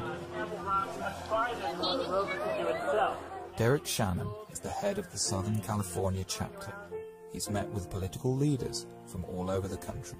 If you make them look at the whole Mars vision in historical terms, it becomes a much easier sell. How will the Martians remember our century? They're probably not going to remember our deficit, our wars, our healthcare. Those will be footnotes. What they'll remember is that out of all of human history, there came a generation that decided to take this amazing step out into space. And if you tell politicians that they're the ones whose names actually get to be remembered, that's when, hopefully, the space program starts going somewhere. In order to further the knowledge necessary for a manned mission to the Red Planet, the Mars Society has been building research stations around the globe, all of them based on the design of Zubrin's HAB module. Most recently, the Society set up a desert research station in Utah. Here, international researchers and aerospace students come to do experiments under the harsh desert conditions and learn what's necessary to keep a Mars crew alive and productive. Basically, what we're doing here is undergoing analog studies. Crews of up to 6 people at a time come together to live in a full simulation environment for up to 14 days. So what that means is every time we go outside the HAB, people have to don spacesuits,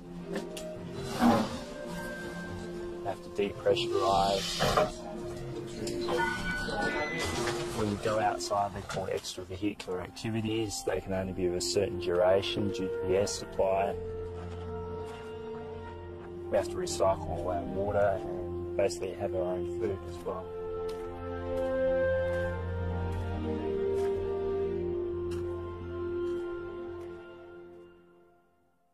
It's great to fantasize, but it's another thing when you have to put it together, when the nuts have to fit the bolts.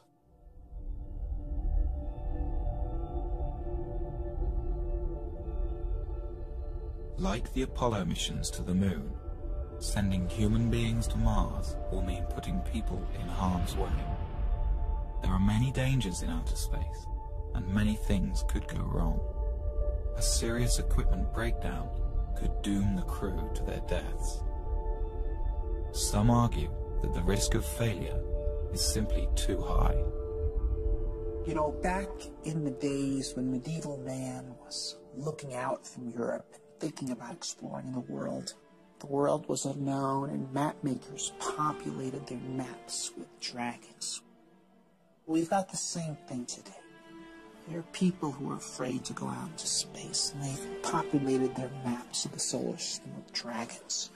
You know, we've got cosmic radiation, we've got zero gravity, we've got back contamination.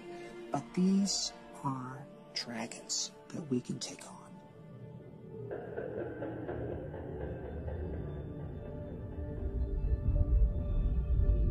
There are two kinds of radiation astronauts must contend with in outer space: solar flares and cosmic rays. Solar flares are floods of protons that burst from the sun at irregular intervals and would be dangerous to an unshielded human crew. We are not ready to send humans to Mars right now. We've got to know a lot more about radiation and radiation mitigation.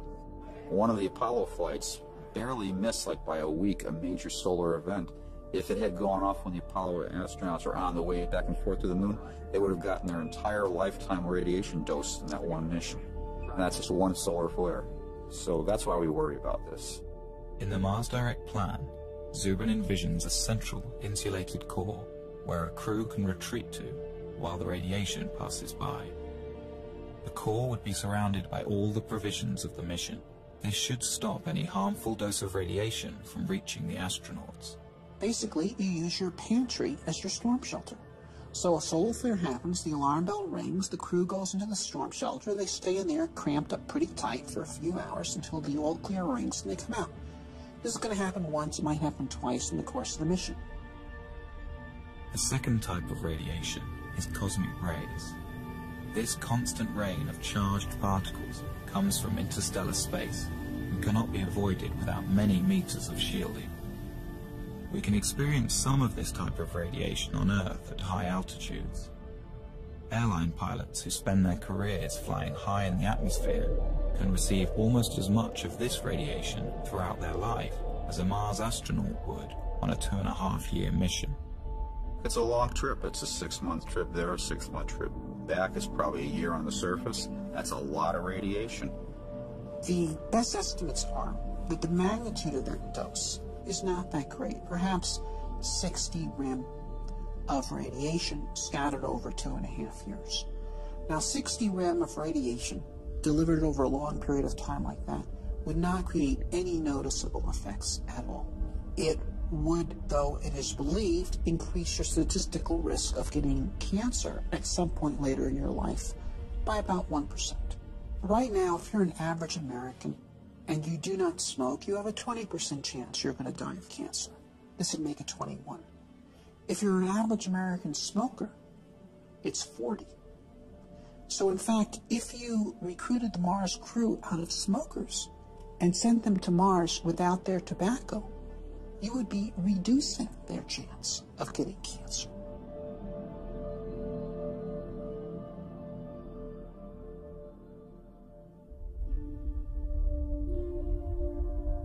With the immense distance from Earth, never before experienced by a human being, with the constant dangers of outer space surrounding their small, life-sustaining craft, and with nowhere else to go, the psychological impact on a crew could be severe. Fear is real. I mean, it would be, to me, abnormal for a person to not feel the fear of getting on a rocket and launching into space and going to Mars. So I think fear is a very normal thing that all astronauts, in fact, are supposed to have. And I would be afraid to fly with someone who does not have fear. Some psychologists worry that cabin fever could set in, and the crew might literally go crazy. The human Mars mission is a more rigorous and difficult condition than most of us experience in daily life. But it is hardly a more difficult situation than many people have endured throughout human history.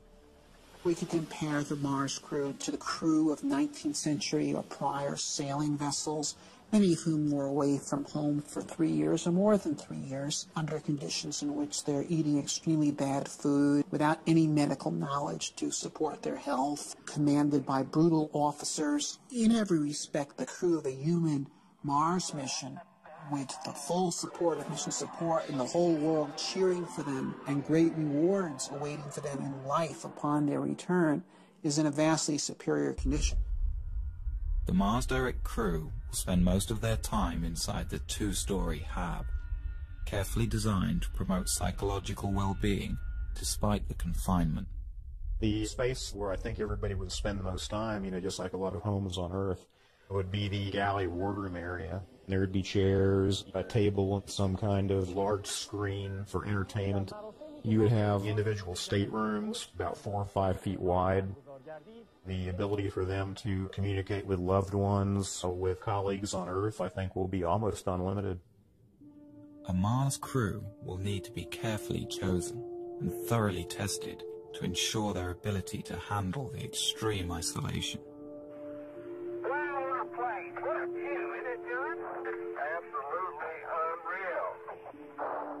John Young, who went to the moon, used to say that he could cover the Earth by just lifting his thumb up to it. And he says that when you go to Mars, you are going to redefine the concept of loneliness.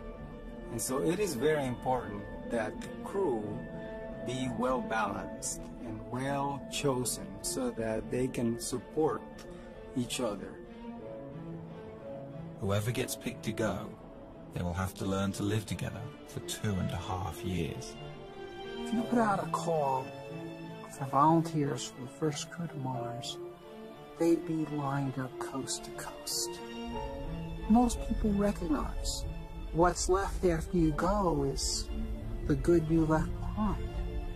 And to take part in an adventure of this character, such a historic character of extending the reach of the human species, this is something of immortal significance.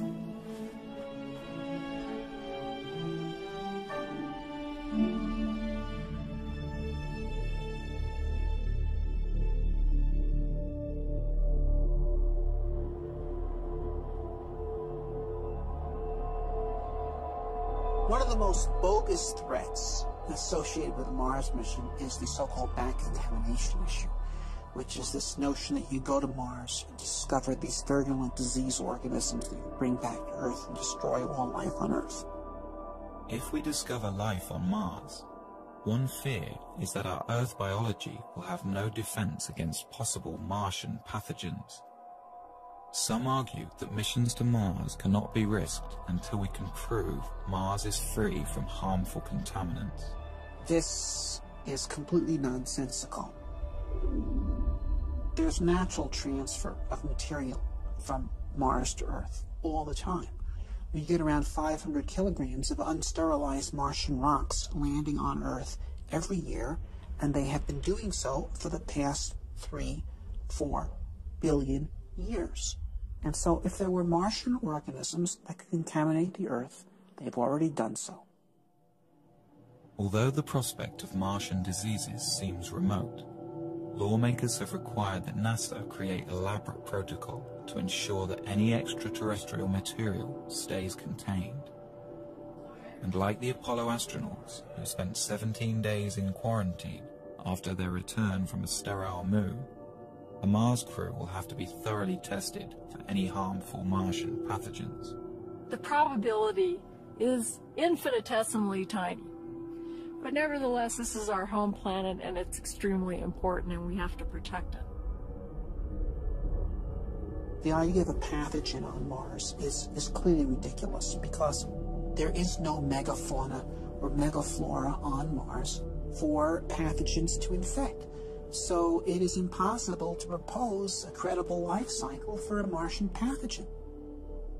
The diseases that afflict us have been co-evolving with us and our ancestors and near relatives for the past 3 billion years.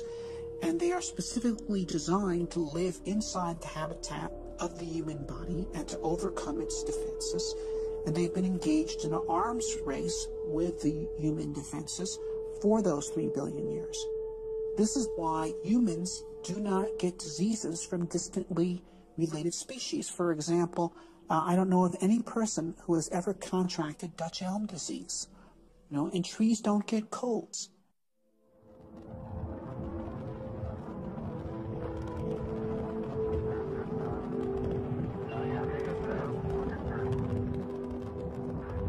When the first Mars lander touches down, the crew will be staring out at a new world, a place that in 4 billion years, no eyes have ever seen.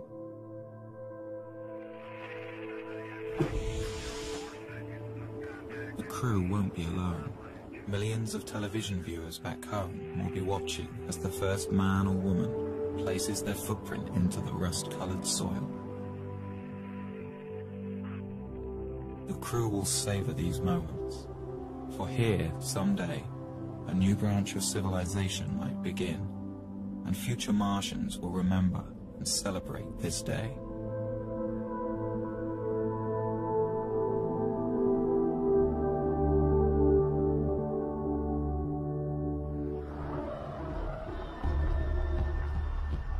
There is much for the crew to do and explore. One of their main mission objectives will be to search for signs of microscopic life. To do this, they will follow the ancient water flows. For on Earth, where there is water, there is life.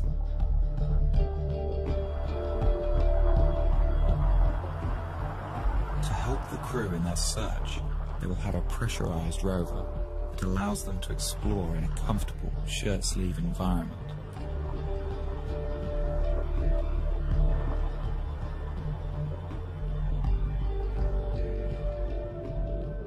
This means the crew can examine a vast area around the landing site during their 18-month stay. And there is much to explore. Mars has 58 different kinds of topography, and a surface area equivalent to all the continents of Earth combined.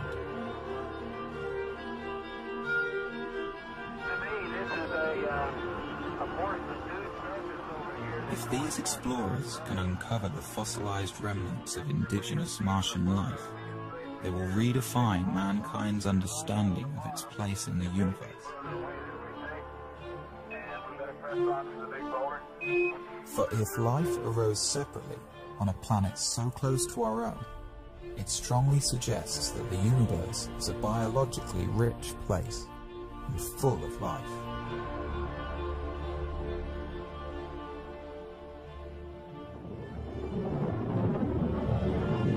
For some, the ultimate question on Mars, though, is will there be human settlements on the planet? Will Mars become a new branch of human civilization?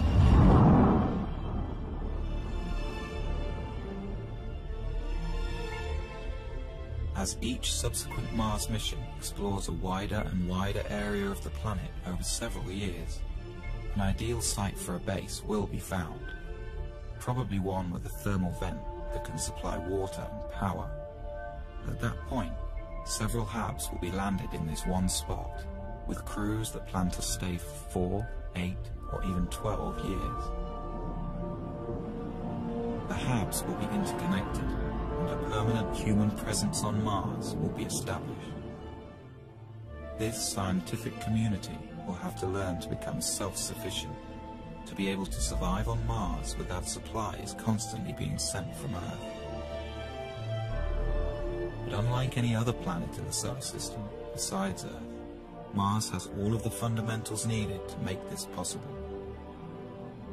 Its 24-hour and 37-minute day is critical for growing plants. It has all of the elements necessary for creating building materials like plastics, metals, and glass. And it has oceans of water frozen into the soil. If we can develop this craft of living on Mars, then Mars becomes inhabitable.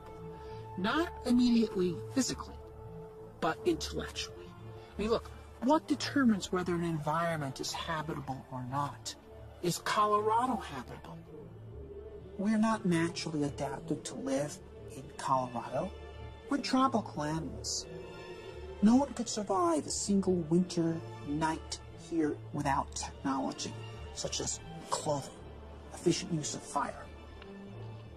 We invented our way into becoming people that could colonize such hostile environments.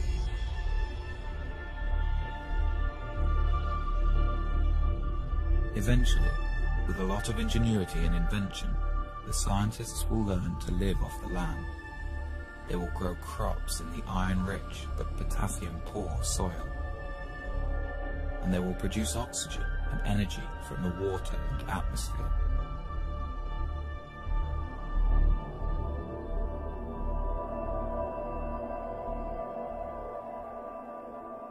Sooner or later, children will be born, the first true Martians.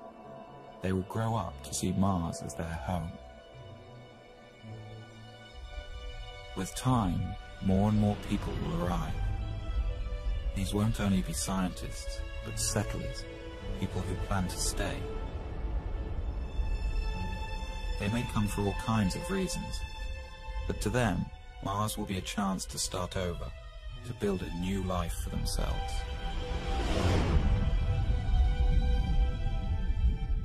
The well of human social thought is not exhausted by the present age, and I don't think will ever be exhausted. There will always be people with new ideas on how humans should live together. With Mars so far away, the hold of Earth governments on their colonies will be tenuous. The Martians will need to govern themselves. Mars is not going to be a utopia. Mars is going to be a lamp. It's an open frontier. It's a place where things are going to be tried out. I think we'll see a lot of noble experiments on Mars. Perhaps some of these Martian colonies with their novel ideas based on the best both the 21st century has to offer, maybe they'll find ways in which humans create society that are more humane and offer more opportunity for human potential.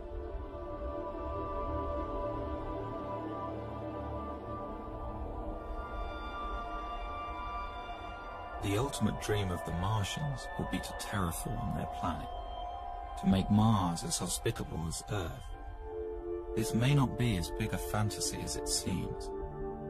Here we are on Earth, a world that's very sophisticated and developed and complete. And anything we do is just a subtraction. It's because we live in such a biologically rich planet. When we go to Mars, we have an opportunity that we don't have on Earth. Here's a planet that's died. Here's a world that's not full of biology, probably doesn't have any at all. Well, there, we can actually do something to help.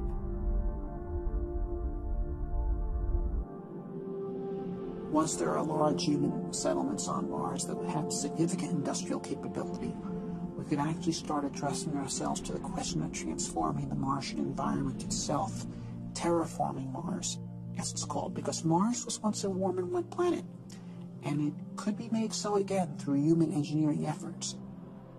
With daytime temperatures in the Martian tropical zone averaging around 0 degrees centigrade, and with an atmosphere only 1% as thick as Earth's, exposure to these elements by a human without a spacesuit would be instantly fatal. The first step to terraforming Mars and bringing it back to life will be for the Martian colonists to warm up their planet. Well, we know how to warm up planets.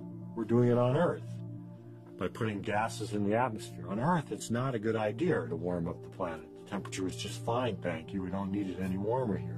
But in principle, if you could trap the sunlight reaching Mars today, every single photon that's hitting Mars, Mars would warm up in about 10 years. Well, obviously you can't trap every single photon that's hitting Mars, but you can trap about 10% of them with the greenhouse effect. So that would imply that Mars could warm up in about 100 years. Well, 100 years is a long time, but it's not astronomically long. One idea is to build small, automated factories that produce super greenhouse gases with no ozone-depleting side effects. Although these gases would be unwelcome on Earth, for the Martians they would be an efficient way to trap heat. Then within a few decades, we would raise Mars by more than 10 degrees centigrade. And if you did that, that would cause massive amounts of carbon dioxide that is currently absorbed into the Martian soil to start to outgas. Carbon dioxide is also a natural greenhouse gas. As it builds up in the atmosphere, more and more heat will be trapped, which will in turn cause more CO2 to outgas. The process will become automatic, and as the atmosphere thickens, Mars will eventually reach a state of equilibrium and stay warm naturally.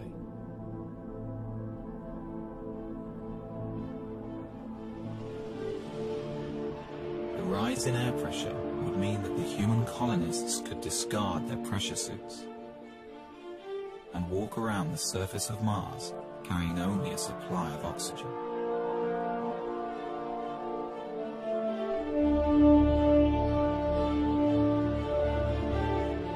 And as the temperatures rise on Mars, water frozen into the soil will begin to melt out. And for the second time in its history, Mars would have liquid water on its surface. Dry Martian rivers will start to flow. Seas will rise. And there will be rain clouds in the skies.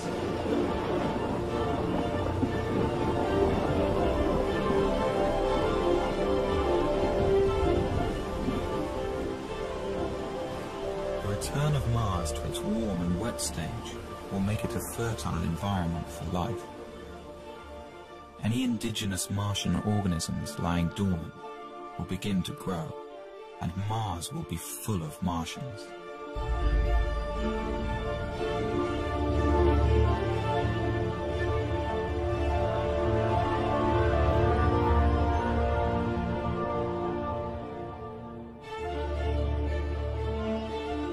If no native life emerges, or that life is all dead, then humans could begin addressing the idea of bringing life from Earth. At first, it would be simple organisms, perhaps genetically engineered, that would thrive in the Martian environment. Then more complex plants could be introduced. The plants would be right at home in the carbon dioxide atmosphere, and with no competition and a whole planet to cover, they could transform Mars into a green world.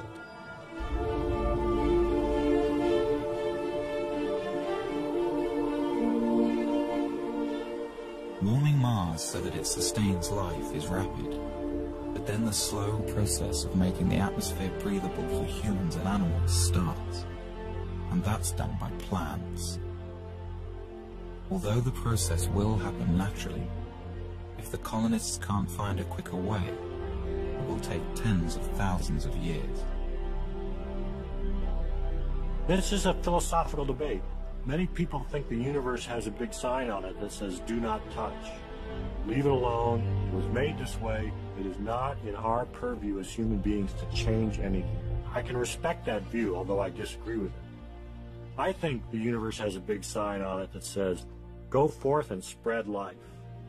Because when I look around the universe, I think life is the most amazing thing we see. It is just incredible. And we human beings are uniquely positioned to help spread life from this little tiny planet, which it seems to have been started on, beyond. And that's our gift.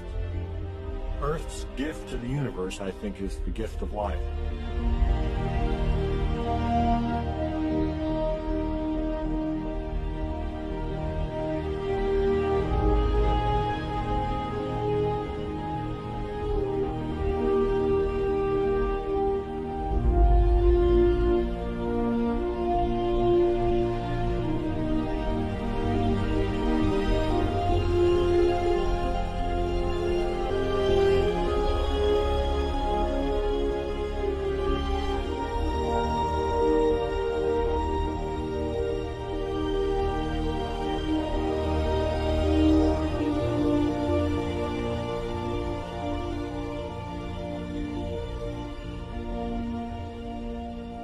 This scheme for terraforming Mars is based on 20th century notions of engineering. I don't think it is how Mars will actually be terraformed. What you have here is a 20th century mind trying to address a 22nd century problem. And so I think Mars will be terraformed by the 23rd century, not by the 33rd, by the 23rd. Things that would seem utterly fantastical to us is how it will actually be done. But it'll be done.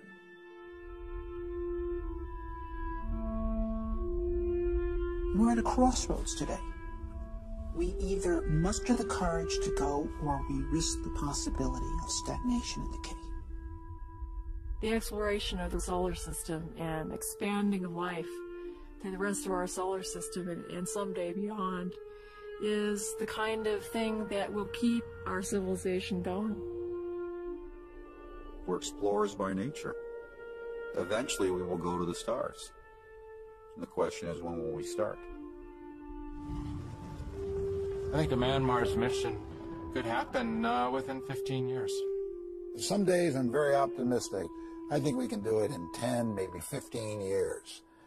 Other days I see all the political things that go into the space program. I look back on the 30 years we've been bogged down, and I get more negative about it, and I say it's going to be another 3 decades or 4 decades.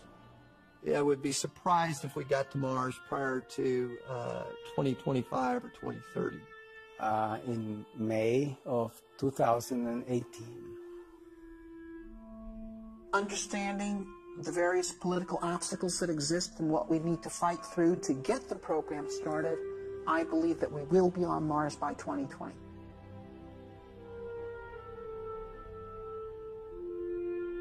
You have to believe in hope. You have to believe in the future.